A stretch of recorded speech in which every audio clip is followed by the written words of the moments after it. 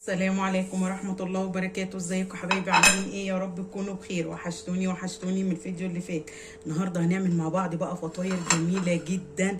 حاجة بقى بصوا من الاخر، بصوا حاجة جميلة جدا للفطار للعشاء. بصوا حاجة جميلة ان شاء الله تعملوها وتقولوا لي ايه رأيكم في التعليقات. حاجة بصوا جميلة جدا، بصوا لسه سخنه وجميله. ان شاء الله هتعملوها وتقولوا لي ايه رايكم. يلا بينا نشوف عملناها ازاي، بس ما تنسونيش في اللايك الجميل من ايديكم الجميله.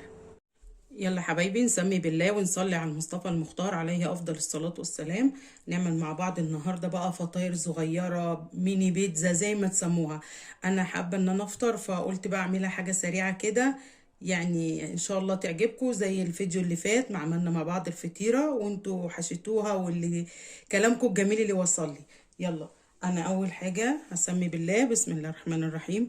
انا معايا دقيق شعير، انت عاوزه دقيق شعير دقيق شوفان براحتك، دقيق ترمس دقيق حمص اللي انت عندك اعملي بيه، دقيق ذره برضو حلو. انا النهارده هعمله بدقيق الشعير، ولا هنستعمل بيض ولا هنستعمل جبنه ولا اي حاجه خالص من الحاجات دي، عشان حبايبي اللي طلبوا مني فطاير بدون بيض وبدون لبن وبدون جبنه. انا هحطك كوبايه،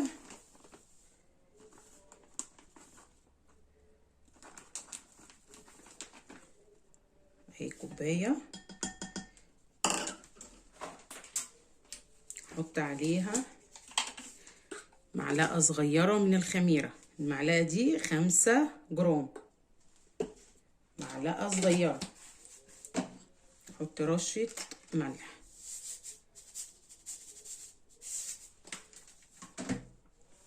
هحط برضو نص معلقة صغيرة من البيكنج باودر. بصوا دي 5 جرام، انا حطيتها نصها، يعني 2.5 او ربع معلقة صغيرة، عشان في حبايبي ما عندهمش ميزان او ما عندهمش المعالي دي. وهحط زعتر، الحاجة الجميلة دي بتخلي بصوا الفطاير ريحتها جميلة جدا.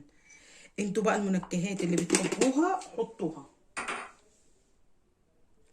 وهحط بابريكا، البابريكا دي من ابو عوف مدخنة من عند اي عطار، دلوقتي بقت متاحة على فكرة في اي مكان. انا هقلب كل ده مع بعض، وبعد كده هنحط معلقة زيت وهنحط معلقة خل وهنعجن بالمية. شكرا. نمسح برضو اللي وقع مننا ده.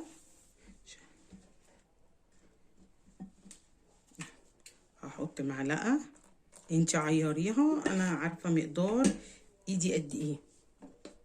واحط معلقة زيت زيتون، معلقة واحدة بس.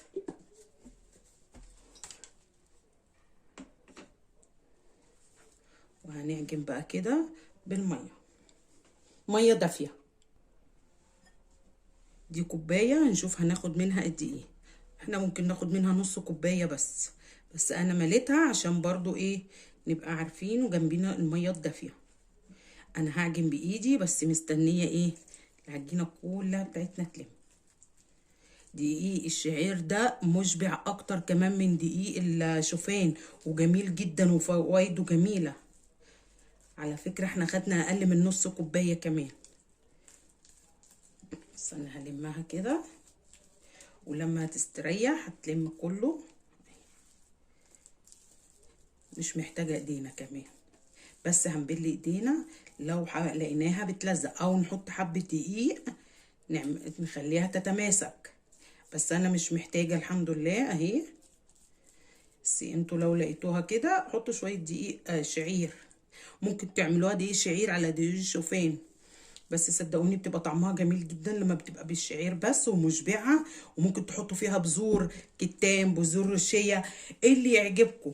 حطوا فيها اي منكهات انتوا حابينها، وممكن تحطوا بصل بودر وتوم بودر، هتدي برضو للعجينة طعم حلو. انا هسيبها بقى لغاية ما يعني هتتخمر شوية، يعني بتاع تلت ساعة ربع ساعة كده، ونرجع مع بعض تاني.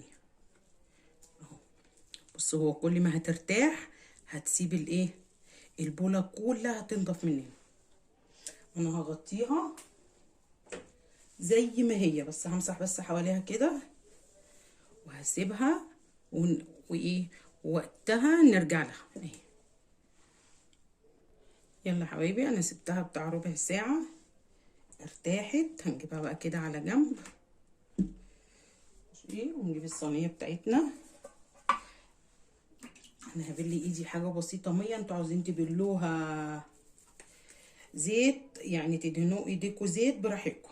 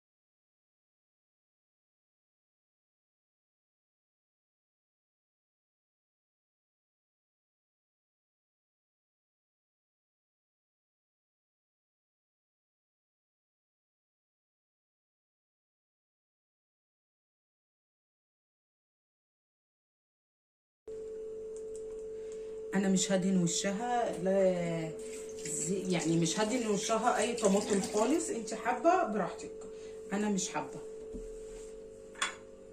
انا بحط بصوا شويه فلفل كده حلوين كده من ايدك. الحشوه بقى اللي انت عاوزاها انت حطيها. هحط زيتون، انت بقى الحشوه اللي تعجبك انت حطيها. بصوا انا مقطعه فلافل فلفل معلش ومقطعه وزيتون كمان. وهحط بقى اي نوع جبن عندك، ميكس جبن انت حباه حطيه.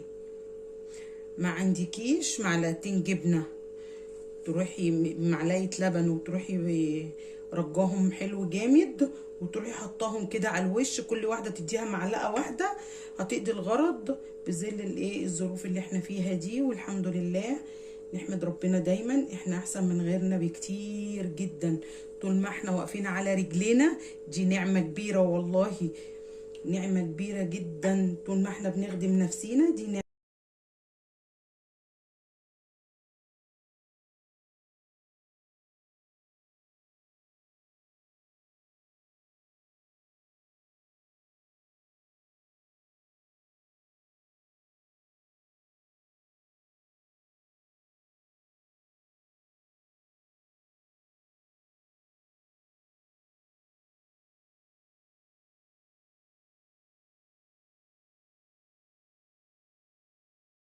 نحط حبابي كده صغيره في كل واحده،